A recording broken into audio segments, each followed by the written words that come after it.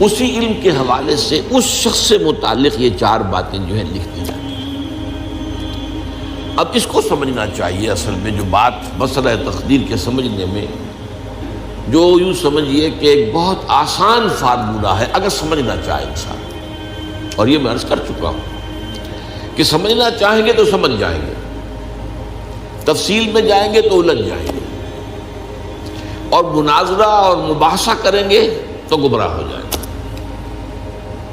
چنانچہ اسی پر میں حدیث آپ کو سنا چکا ہوں کہ ایک مرتبہ حضرت ابو ہریرہ فرماتے ہیں کہ حضور صلی اللہ علیہ وسلم برآمد ہوئے اپنے حجرے سے، اور ہم مسجد کے گوشے میں بیٹھے ہوئے تقدیر کے بارے میں بحث کر رہے تھے، تو آپ شدید ناراض ہوئے، اور اس قدر آپ کا چہرہ مبارک غصے کی وجہ سے سرخ ہو گیا کہ ایسے محسوس ہوا جیسا آپ کے گالوں میں انار کا رس جو ہے وہ ڈال دیا گیا ہے، وہ اس کے اوپر بہا دیا گیا، وہ سرخ قندھاری انار، اس کا تصور کیجئے، وہ عام تو انار نہیں جس کے اندر وہ رنگ نہیں ہوتا۔ پھر آپ نے فرمایا غصے سے، کیا تمہیں اس بات کا حکم دیا گیا؟ کیا مجھے تمہاری طرف اسی کام کے لیے بھیجا گیا کہ اس مسئلے میں تم بحث کرو؟ عزمت علیکم، میں تاکید کر رہا ہوں اس مسئلے میں بحث سے گریز کرو، بحث مت کرو۔ تو یہ مسئلہ اگرچہ اس اعتبار سے بڑا مشکل ہے، اگرچہ سمجھنا چاہیں تو سمجھ سکتے ہیں، لیکن میں ایک اور حدیث بھی آپ کو سنا دوں کہ اس پر ایمان کس قدر لازم ہے۔ یہ ایک تابعی ہے حضرت ابن دالمی رحمۃ اللہ علیہ، وہ فرماتے ہیں، طویل حدیث ہے، میں اس کا خلاصہ بیان کر رہا ہوں، کہ میرے دل میں تقدیر کے بارے میں کچھ وسوسے پیدا ہوئے، تو میں نے جو بھی کبار صحابہ اس وقت زندہ تھے، بقید حیات تھے، ان سب سے ملاقات کی۔ ابی ابن کعب رضی اللہ تعالیٰ عنہ، جن کے بارے میں حضور نے فرمایا ہے کہ اقرأہم ابی ابن کعب، میرے صحابہ میں قرآن کا سب سے بڑا عالم ابی ابن کعب۔ ان کے علاوہ عبداللہ ابن مسعود کے پاس بھی میں گیا رضی اللہ تعالیٰ عنہ، جن کی حدیث ہم پڑھ رہے ہیں۔ حذیفہ بن یمان کے پاس میں گیا رضی اللہ تعالیٰ عنہ۔ ان سب نے ایک بات یہ کہی کہ دیکھو، ایک بات تو یہ جان لو کہ اللہ تعالیٰ کی قدرت سب شے پر حاوی ہے۔ اللہ تعالیٰ اگر لو ان اللہ عذب اہل سماواتہ و اہل ارضہ عذبہم وہو غیر ظالم لہم، اللہ اگر تمام آسمان والوں کو اور تمام زمین والوں کو عذاب دے تو اسے عذاب دینے کا حق حاصل ہے، وہ عذاب دے سکتا ہے بغیر اس کے کہ ہم کہیں کہ وہ ظالم ہے۔ تمام زمین والے اور تمام آسمان والوں میں تو نیکوکار بھی آ گئے۔ یہ اصل میں ایک بڑا اہم مسئلہ ہے کہ جو ہمارے اور معتزلہ کے درمیان مختلف فی ہے۔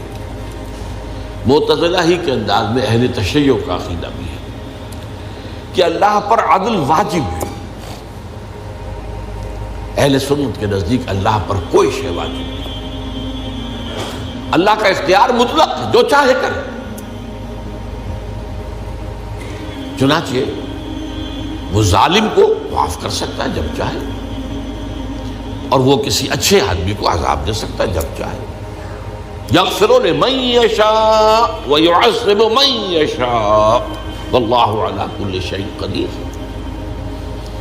یہ سورہ بقرہ کی آخری آیت میں ہے کہ آیات میں سے ہے، لاسٹ بٹ 3 آیت میں۔ تو اس اعتبار سے اللہ کا ایک تو اختیار مطلق ہے۔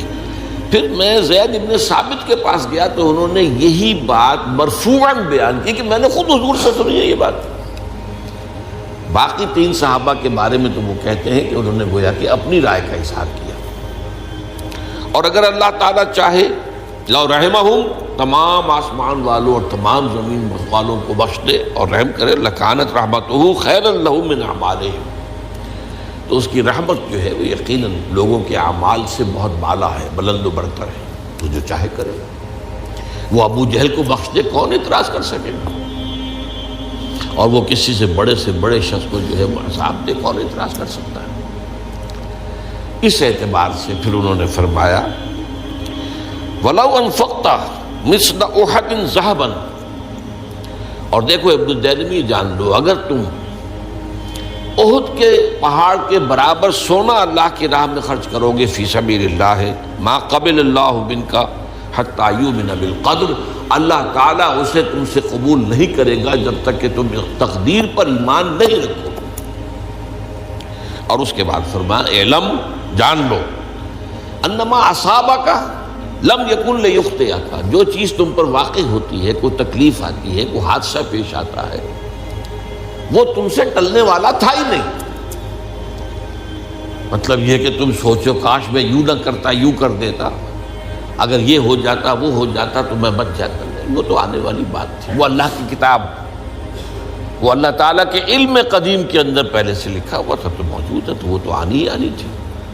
وَأَنَّمَا أَخْطَأَكَ لَمْ يَكُنْ لِيُصِيبَكَ، اور جو چیز کہ تم سے چھوٹ گئی، جاتی رہی، تمہارے ہاتھ سے نکل گئی، ممکن ہی نہیں تھا کہ وہ تمہیں ملتی، وہ اللہ تعالیٰ کا مجھے علم قدیم ہے، اس کے اندر پہلے سے طے ہے۔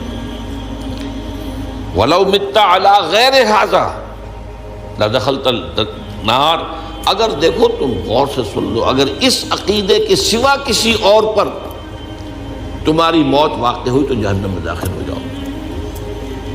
تو یہ اس ایمان بالقدر کی اہمیت کا معاملہ۔ اس کے لیے جو میں کہہ رہا تھا کہ ایک فارمولہ جو سمجھ میں آ سکتا ہے وہ یہ ہے، انگریزی کی جو اصطلاحات کے حوالے سے پہلے میں واضح کروں گا، وہ ذرا زیادہ واضح ہے۔ ایک ہے پری نالج، کسی چیز کا علم پہلے سے ہونا، ایک ہے پری ڈیسٹینیشن، کسی شے کا پہلے سے طے پا جانا۔ ان دونوں میں گڑبڑ کا نہیں کرنا چاہیے۔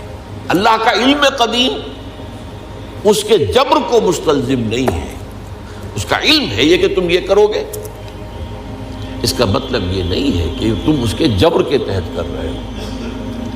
اس کی ایک سادہ سی مثال میں دیا کرتا ہوں، پھر میں کروں گا، سمجھنا چاہیں تو یہ فارمولہ بہت کافی ہو جائے۔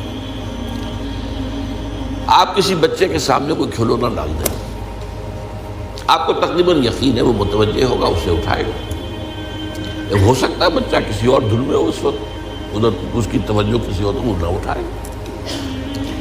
اگر وہ اٹھا لیتا ہے تو آپ کے مجبور کرنے سے تو اس نے نہیں اٹھایا، اس نے تو اٹھایا ہے اپنے انسٹنکٹ کے تحت کہہ لیں، اپنے ارادے کے تحت کہہ لیں، آپ مجبور تو آپ نے کی۔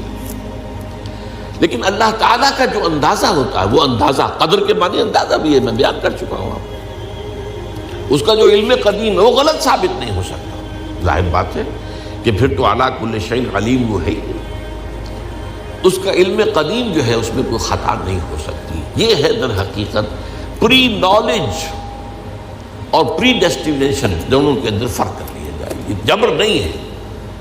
ہاں اللہ تعالیٰ کا علم ہے، اس علم کے مطابق چیز جو ہے وہ لکھ دی گئی ہے، وہ تو ہو کر رہی ہے، ہوتی تو ہے، لیکن اس کے